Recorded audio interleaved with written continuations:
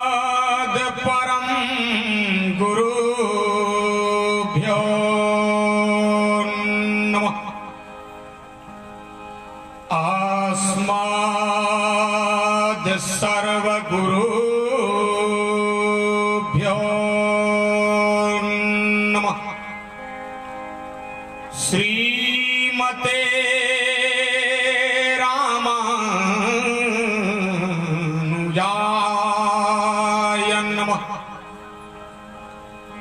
श्रीमात्रे पित्रे चरण कमलेभ्यो नमः। आज आपकी उपस्थिति बहुत ही सराहनीय है। बुलंदी के साथ जय घोष कीजिएगा। श्रद्धा और प्रेम से बोलिए सियावर रामचंद्र की, और जोर से बोलिए श्री हनुमान जी महाराज की, श्री गौरी शंकर भगवान की, वृंदावन बिहारी लाल की, दुर्गा महारानी की, जगत गुरु गोस्वामी तुलसीदास जी महाराज की, सत्य सनातन धर्म की। 2 मिनट आप सभी लोग शांत चित्त हो जाएं। बन सके तो अपना अपना हाथ अवश्य ही जोड़ ले और मेरे साथ भगवान की प्रार्थना में सम्मिलित हो जाएं। तत्पश्चात भगवत चर्चा। श्री राम राम रघुनंदन राम राम,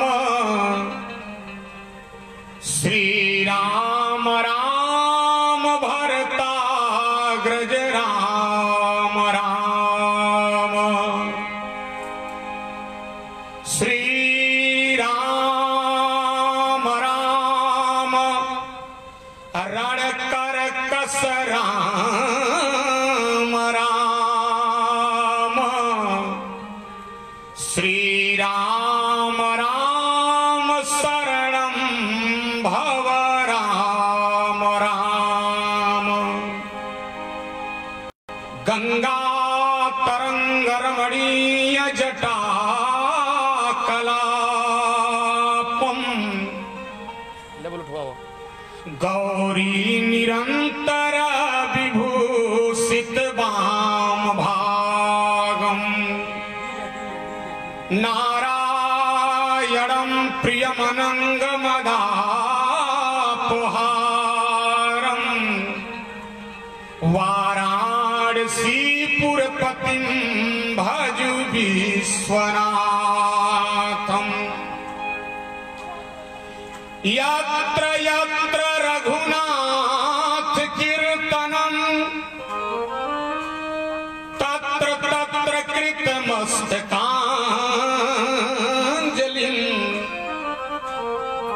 बाष्पवारि परिपूर्ण लोचनं मारुतिं नमत राक्षसान्तकं,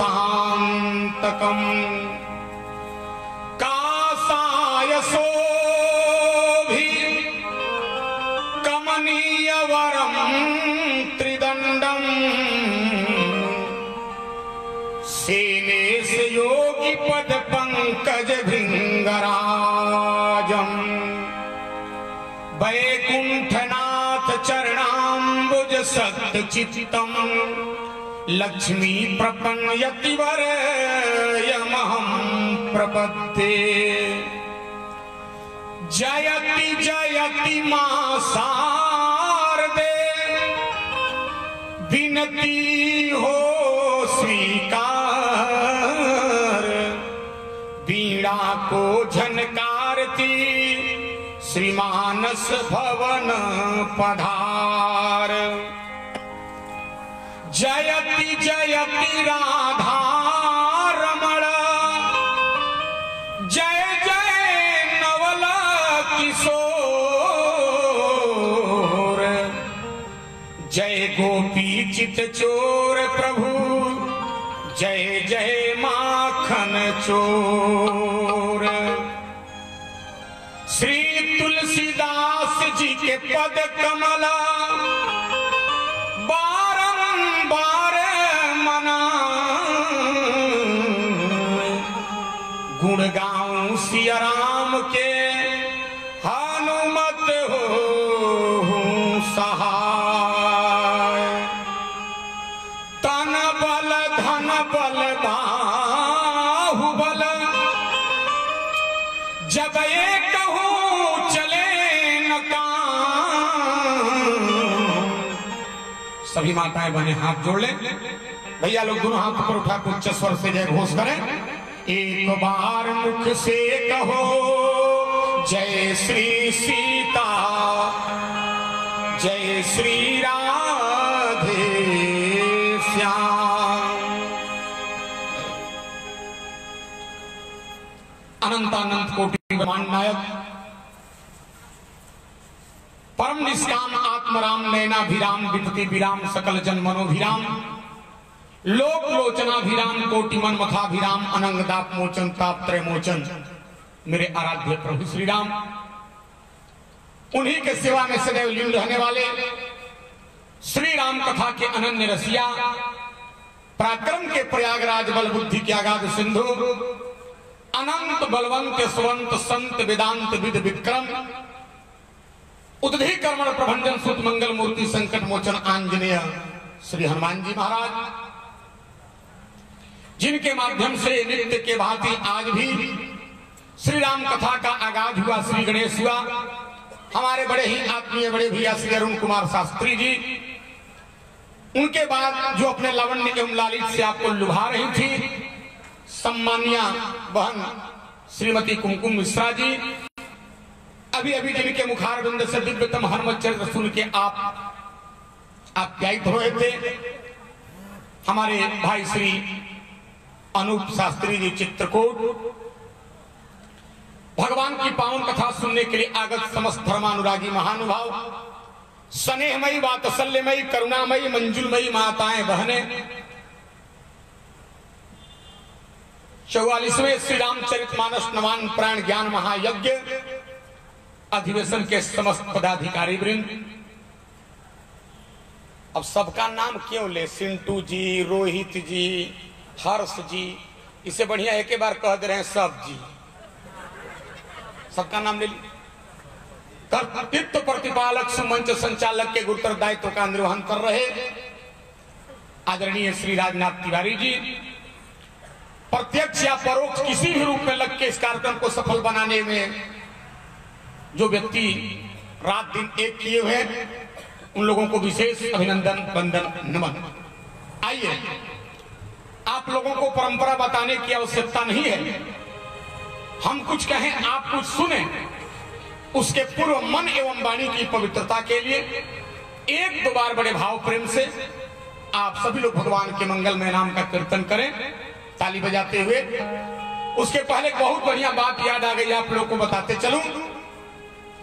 एक कवि बहुत बढ़िया कविता लिखा, कविता का भाव क्या है जरा सुनेंगे। कवि ने लिखा कि कुछ लोगों का नाश हो जाता है, उसके पीछे एक एक कारण होता है।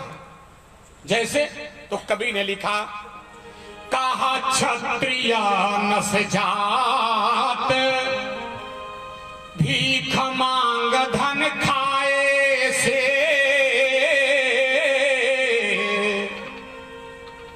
कवि ने लिखा अगर कोई जाति का क्षत्रिय है यानी राजपूत है तो क्षत्रिय का नाश होता है कब? जब क्षत्रिय भीख मांगकर धन खाने लगता है तब। और ब्राह्मण का नाश कैसे होता है? पूरी पूरा खियौला से हो। पूरी खातिर तो हमने पंडित जी मुड़ी कटा दे। एगो पंडित जी तो गईले भोज में इतना ओवरलोड खा ले लाद के गईले वैद्य के यहाँ। हाफत हम खटिया पर वैद्य जी ने कहा, अरे पंडित जी चिंता मत कीजिए, आप ठीक हो जाएंगे, लीजिए यह रामदेव बाबा वाला चूर्ण खा लीजिए। पंडित आंख लाल करके कहा, कौन तुमको डॉक्टर बना दिया? कहले का भइल महाराज? तब पंडित जी कहलेगा रामदेव बाबा के चूरने खाए के जगह रहित तो जजुमान के 2 पूड़ी और न खिल रहती। ये ब्राह्मण की दशा है। तो ब्राह्मण का नाश कैसे होता है सुनो। कहा ब्राह्मण नस जात दास कर्म के बनाए से। ईश्वर को छोड़ करके ब्राह्मण किसी का दास नौकर सेवक बन जाता है तो ब्राह्मण का नाश होता है। किसान का, बनिया का, अन्य जातियों का नाश कैसे होता है? तो लिखा बड़ी कनस जात है आलस्य के बढ़ाए से। किसान और बनिया का नाश होता है कब? जब वह आलसी हो जाते हैं। और विधवा नस जात नुत सिंगार के बनाए से। और विधवा स्त्री का नाश हो जाता है कब? जब वो श्रृंगार करने लगती है तब। आकाश में काले कजरारे घना घोर बादल लगे हो, उन बादलों का नाश होता है कब? बोले पवन के झकोरों से बादल नस जात है। ध्यान देंगे, जब जोर जोर से हवा चलने लगती है तो बादल का नाश हो जाता है। पवन के झकोरों से बादल नस जात है और पावन जात एक राम गाए। याद रखना, उसका जन्म जन्मांतर कल्प कल्पांतर जुग जुगांतर का पाप जल जाता है, नाश हो जाता है कब? जब आदमी भाव प्रेम से भगवान का नाम गाने लगता है तब। अब देखिए भाई, कथा में भी कई प्रकार के श्रोता बजते हैं। कुछ लोग कहेंगे महाराज एक बार भगवान का नाम लेंगे तो जन्म जन्मांतर कल्प कल्पांतर जुग जुगांतर का पाप जल जाएगा। बिल्कुल जल जाएगा। मैं प्रश्न करूंगा, जरा टेंशन सावधान होकर उत्तर देना। आपके सामने 1 कुंटल लकड़ी रख दिया गया, सोचना माताओं। आपके हाथ में पेट्रोल दे दिया गया, आपने 1 कुंटल लकड़ी पे पेट्रोल स्प्रे कर दिया। भोजपुरी में छिरीक दे लू, डाल दे लो ऊपर। आपके हाथ में माचिस दे दिया गया, सलाई दे दी गया। ईमानदारी से बताओ, 1 कुंटल लकड़ी को जलाने के लिए माचिस की कितनी तिल्ली आप खर्चा करोगे? 1। और वही लकड़ी अगर 2 कुंटल हो जाए तो माचिस की तिल्ली कितनी लगेगी? और लकड़ी 3 कुंटल हो जाए तब एक एक पहाड़ा पहाड़ बढ़ जाए। बहुत बढ़िया। देखो, माताएं जवाब दे रही हैं 1। याद रखना, जैसे लकड़ी 1 कुंटल हो, 2 कुंटल हो, 3 कुंटल हो, 4 कुंटल हो, 10 कुंटल हो, चाहे कईयों कुंटल हो, जैसे कईयों कुंटल लकड़ी को जलाने के लिए एक ही माचिस की तिल्ली पर्याप्त है, उसी तरह से व्यक्ति के जन्म जन्मांतर कल्प कल्पांतर जुग जुगांतर के पाप को जलाने के लिए एक ही बार भाव प्रेम से लिया हुआ भगवान का नाम पर्याप्त है। इसमें तर्क और संशय की कोई गुंजाइश नहीं। इसलिए आओ मिलजुल के सब लोग भगवान के मंगलमय नाम का कीर्तन करें। आई देखो, अब हमारे श्रोता लोग चलल बा भोजन पानी कह के, बहुत बढ़िया। हाँ, 10 बजे के बाद सब आती है, हाउस फुल हो जाएगा। अनूप जी चिंता मत कीजिए, 9वां दिन में बैठे के जगह ना रही। चलो सब लोग प्रेम से पहले कीर्तन बोलो, आगे आगे हम बोलेंगे, पीछे साथ दोहराइएगा। बड़ी पुरान कीर्तन हमार नानी गावत रहे, उहे सुनाओ जाते सबको बोली। अरे जाए के बाराम के नगरिया सवेरे चला, जाए के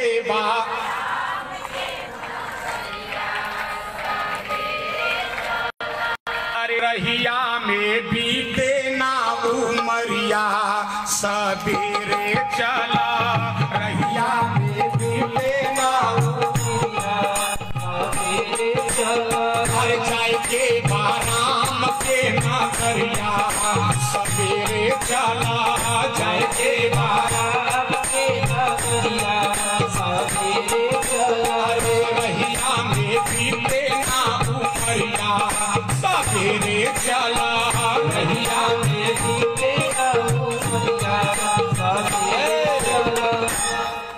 कुछ लोग सोचेला कथा कीर्तन प्रवचन भजन सत्संग तीर्थ ये सब बुढ़ारी में करे के चीज है। अरे जवानी तो मौज मस्ती के लिए मिली है, लोग सोचते हैं। अच्छा बोलो माता जी, तू सोचले बारू कि जब हम बुढ़ा जाए तो तीर्थ करम कथा सुने जाए? बोलो आप सोचे हो बूढ़े हो जाएंगे तो तीर्थ में जाएंगे सत्संग में जाएंगे तो एक गारंटी बा का कि आदमी बुढ़ाइए जाए? आप बीचे में तहार टिकट कट गई तो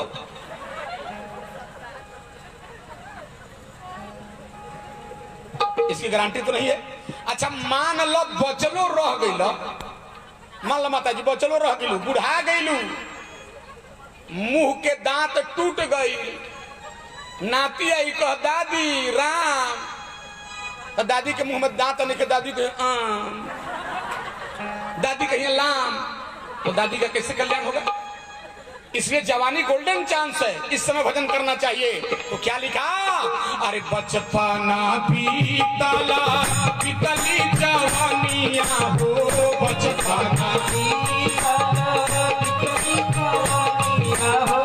आई बुढ़ापा का खत्म कहानिया हो, आई बुढ़ापा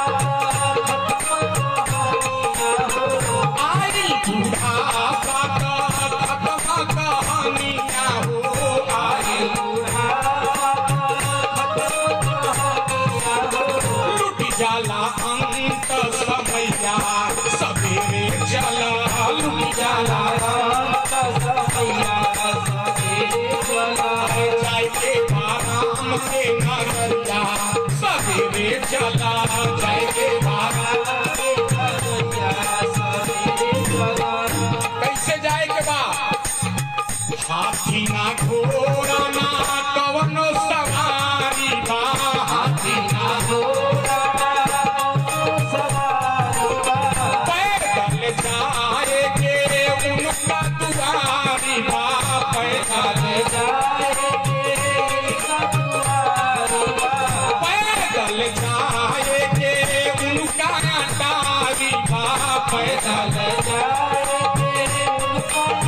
सवेरे चला, बाट जे जोहेले बटुहिया सवेरे चला,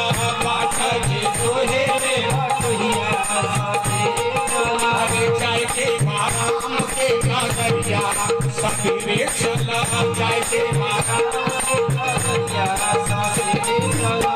अंतिम लाइन, अरे राम जी के माया कहीं धूप कहीं छाया बा, राम जी के माया कहीं धूप कहीं छाया बा, ना अपना ना के हुपराया बा, ना के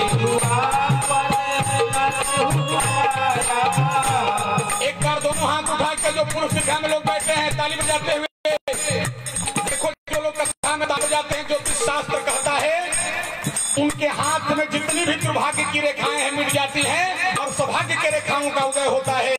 इसके भाव से अरे माया के लागल बा बजरिया सवेरे चला, माया के लागल बा बजरिया सवेरे चला, जाय के बाराम के नगरिया सवेरे चला, जाय के बाराम के नगरिया सवेरे चला, रहिया में बीते ना उमरिया सवेरे चला, रहिया में बीते ना उमरिया सवेरे चला, जाय के बाराम के नगरिया सवेरे चला, जाय के बाराम के नगरिया सवेरे चला।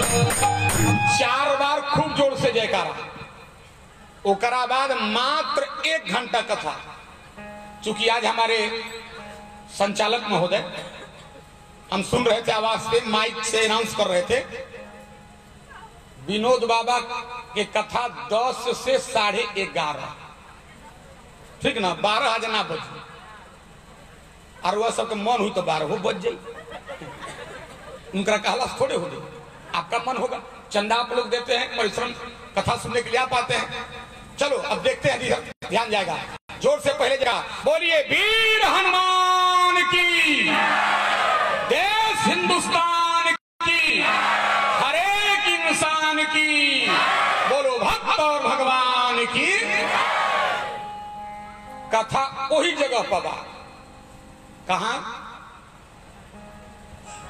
सीता जी जयमाला लेके आइल बाड़ी, राम जी झुकत नहीं खन। कल हमने आपके बीच में 3 भाव रखा था, आज चौथा भाव सुन लो। सीता जी स्वयं जयमाला नहीं डाले। बेटा जो बीच में छोटे छोटे बच्चे बैठे ना, शांति से। सीता जी स्वयं जयमाला नहीं डाल रही हैं।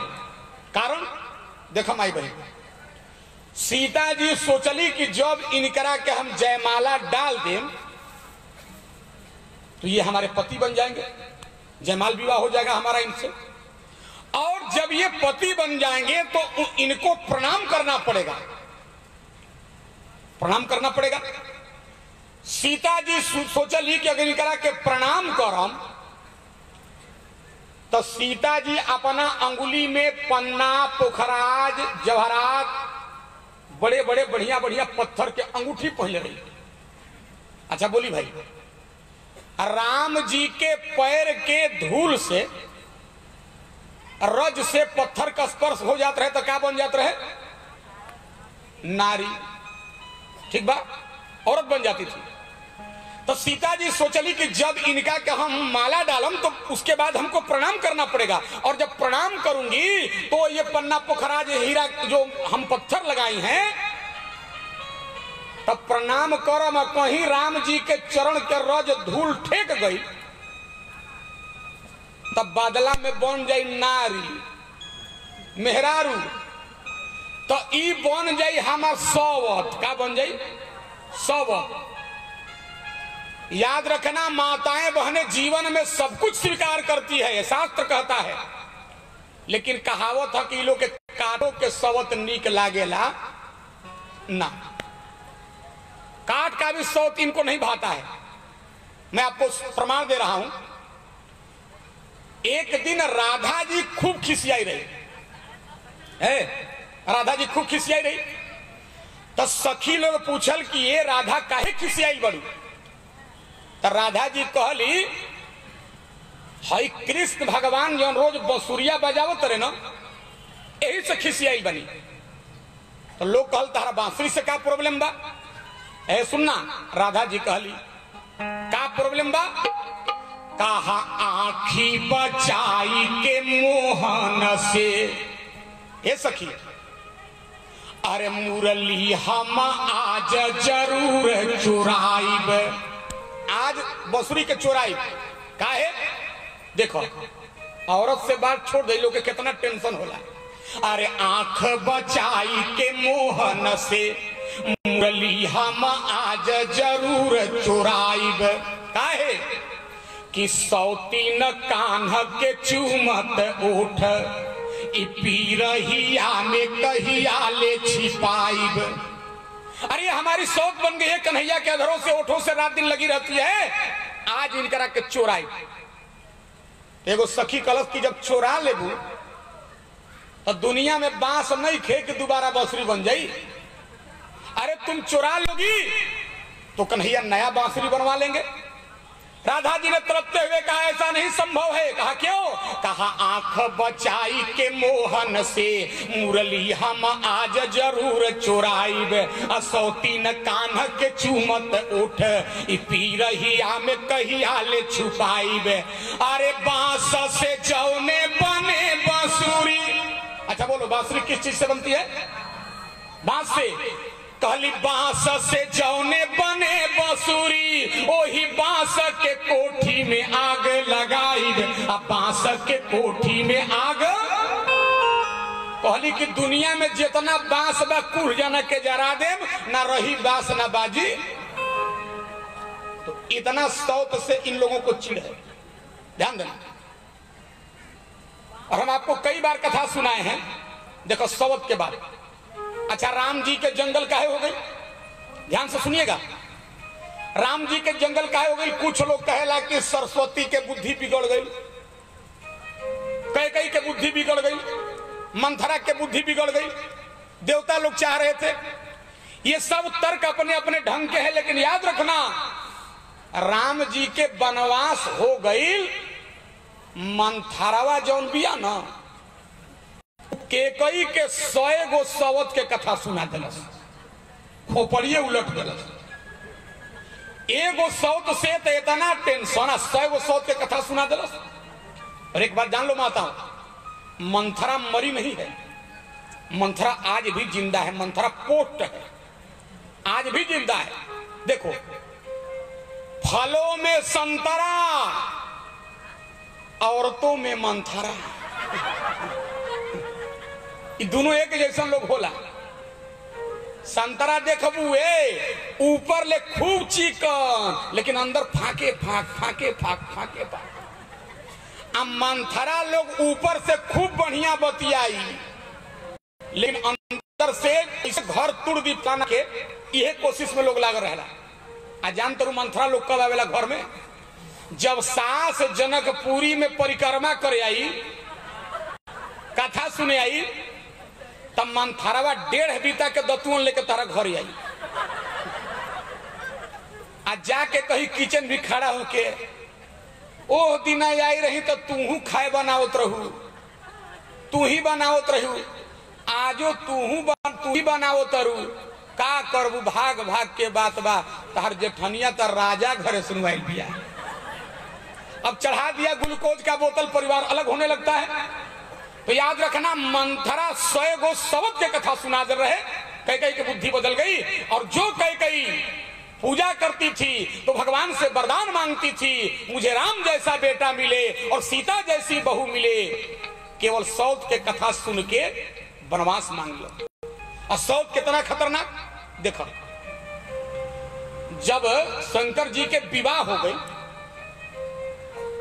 तो एक दिन पार्वती जी शंकर जी ने कहलिए, बाबा रउआ तो जहां कथा प्रवचन होता जनकपुरी ऐसा मंच पर पंडाल में जाकर सुन के आ जाता नहीं। पहले की माताएं बहनें घर के देहली से नहीं निकलती थी।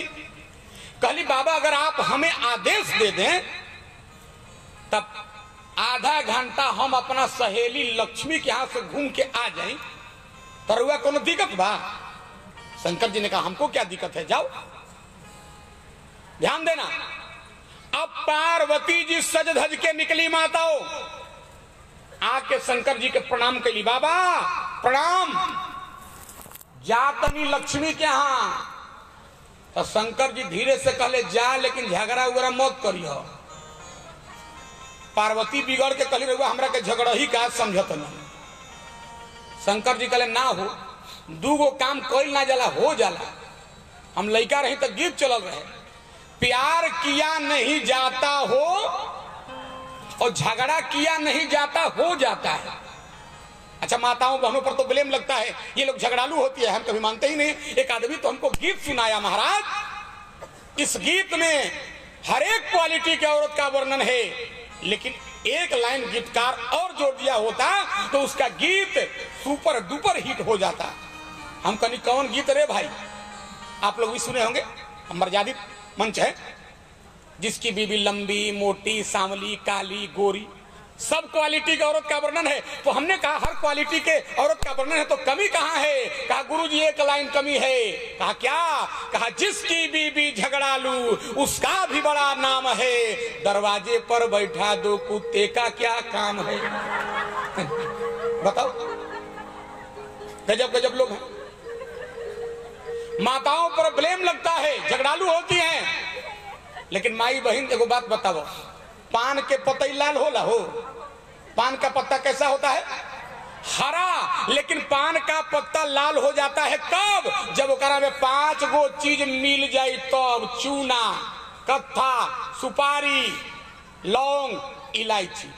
अरे जब निर्जीव पान का पत्ता 5 चीज मिलने से हरा से लाल हो सकता है, तो एक जगह 5 गो मेहरारू बैठ जाए तो झगड़ा ना हो जाए। करती थोड़े है, हो जाता है। शंकर जी कहले जा, लेकिन झगड़ा उगड़ा मत करिए। पार्वती जी चली, ध्यान देना माता। और पार्वती जी पहुंच गई लक्ष्मी के यहां, तो लक्ष्मी जी सबसे पहले पार्वती का स्वागत किया और स्वागत के बाद जलपान कराई, भोजन कराई।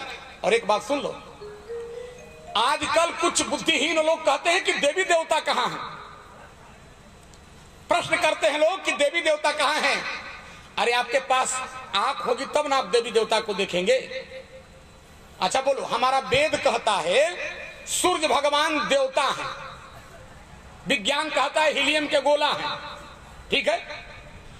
तो जरा तुम बहुत वैज्ञानिक तेज हो गए हो तो 5 मिनट हमारे देवता से आंख मिला करके देखो तो पता चल जाएगा इनमें पावर है कि है।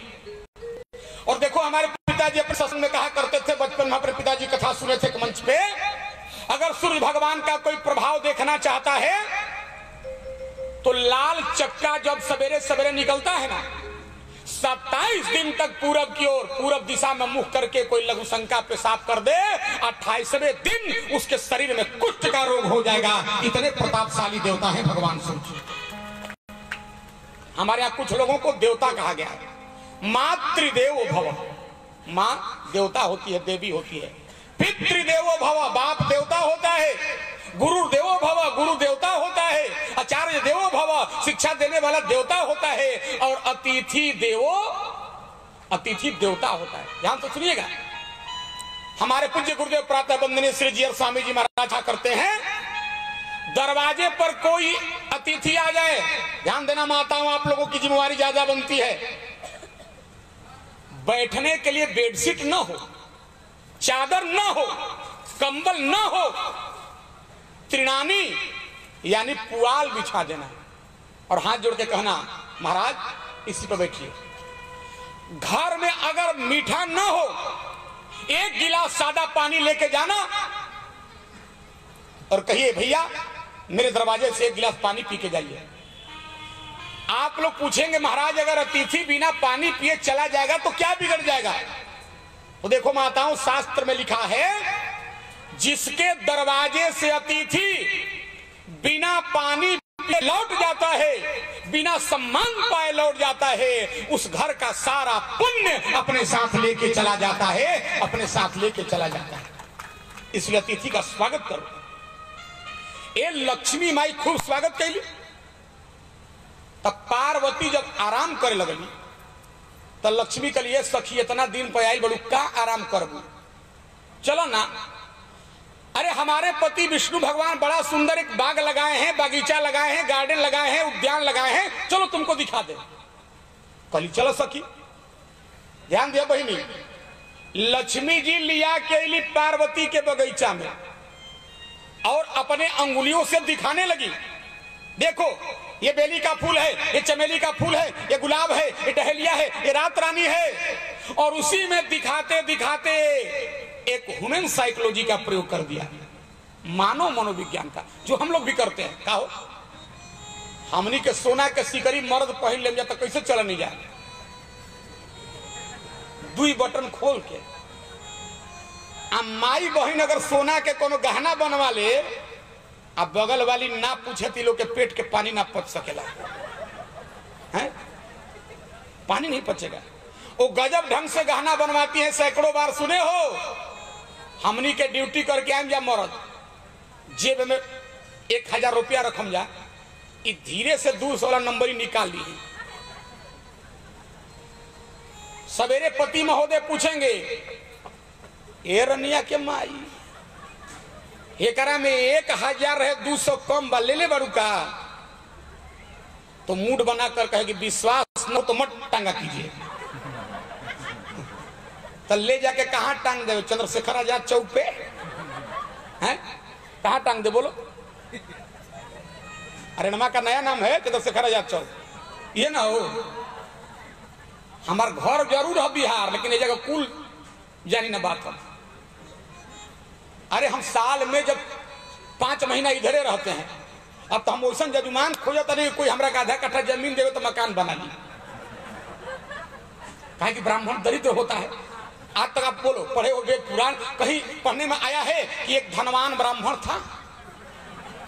हर जगह ये ला एक गरीब ब्राह्मण था, तो हम वही खानदान के हैं।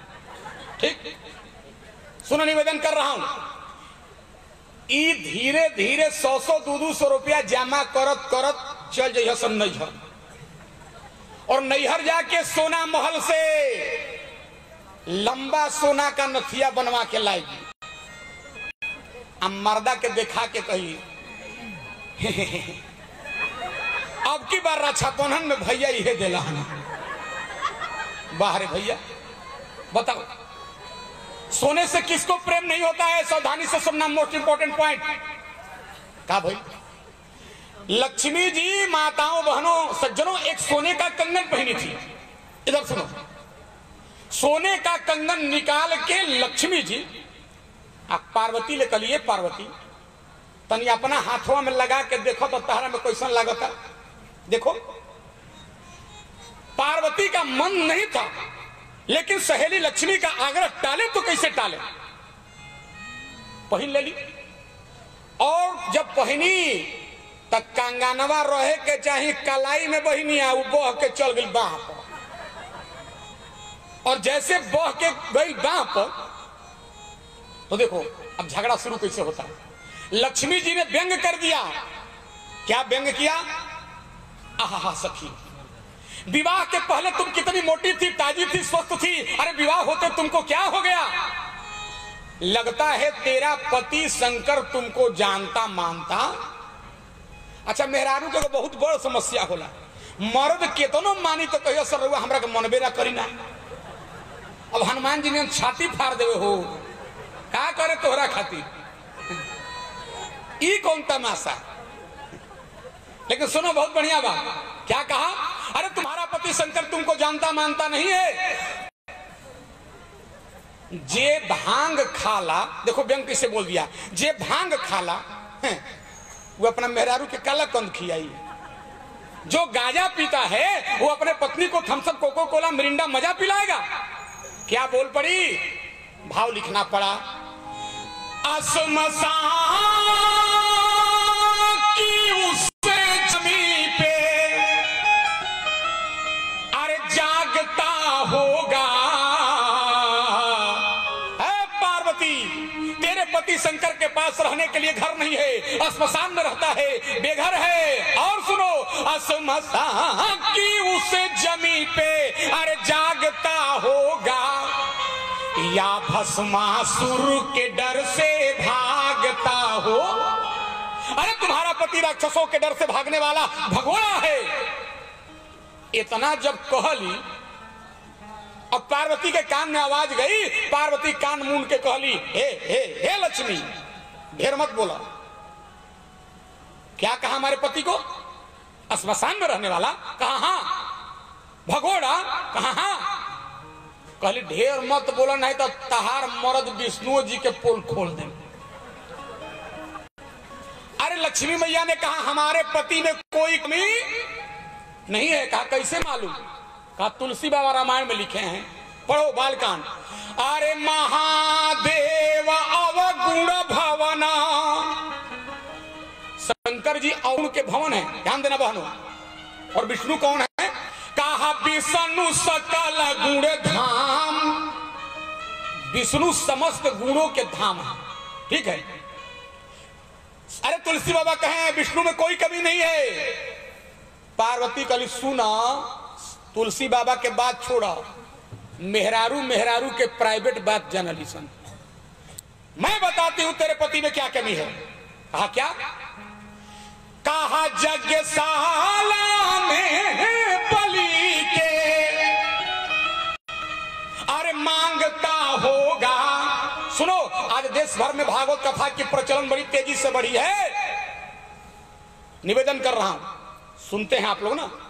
भगवान नारायण विष्णु बौना का रूप बना के, 52 अंगुल का शरीर बना के राजा बलि के जग में का कर गई रहन हो? भीख मंगले रहन। कौची? 3 डेग जमीन, 3 डेग जमीन। तो यही बात कह दिया पार्वती ने, यज्ञशाला में बलि के अरे मांगता होगा। ठीक है। या मोहिनी बंसियों के आगे नाचता होगा। अरे तुम्हारा पति विष्णु मेरे पति शंकर के आगे डिस्को डांस करता है। चुप नचनिया के मेहरारू। अब डटली जब पार्वती, अब लक्ष्मी शांत, और पार्वती गुस्से में पहुंच गई कैलाश पर्वत पे। ध्यान देना, कैलाश पर्वत पे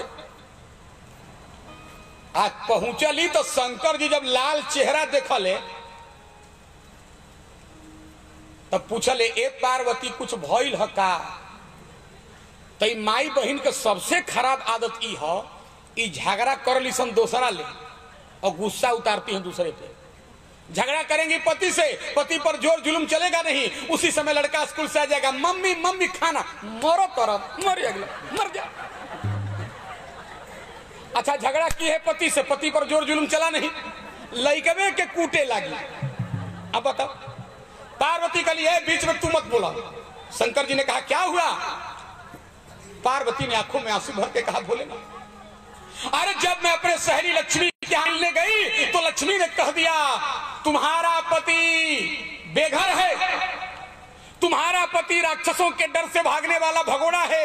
हे भोलेनाथ आपका अपमान मुझसे नहीं बर्दाश्त हुआ तो मैंने भी कह दिया है लक्ष्मी तुम्हारा पति जो है राजा बलि के यज्ञ में जाके भीख मांगता है, तेरा पति विष्णु मेरे पति शंकर के आगे नाचता है। इतना सुनना हुआ शंकर जी कान पे हाथ रख के कहे चुप। का कहलू हो विष्णु भगवान के नचनिया? कहली हाँ। शंकर जी कहले नाचे के तो हमहू नाची ना। पार्वती ने कहा आप भी नाचते हो? कहा हाँ। तो कहली तनी एक बार नाच के दिखाओ। शंकर जी ने कहा खबरदार मैं साधारण नृत्य नहीं करता हूं। जब एक हाथ में डमरू लेके एक हाथ में त्रिशूल लेके जटाटवी गल जल प्रवाह पावित स्थले गले अलम लंबिताम भुजंग तुंग मालिकाम डमट डमट डमन निनाद डमर वे चकार चंड तांडव तनोतु न शिव शिवम जटा कटा संभ्रमण भ्रमण नीम पंडित धरी विलोल विच वल्लरी विराजमान मूर्धनि धग धग धग का अरे पास करके पृथ्वी पे पांव पटकता हूं, आसमान का कलेजा हिल उठता है, धरती फट जाती है मेरे नाचने से। इतना सुनी पार्वती धरती फट जाती है नाचने से। तब पार्वती कली जल्दी नाचे बुढ़ऊ,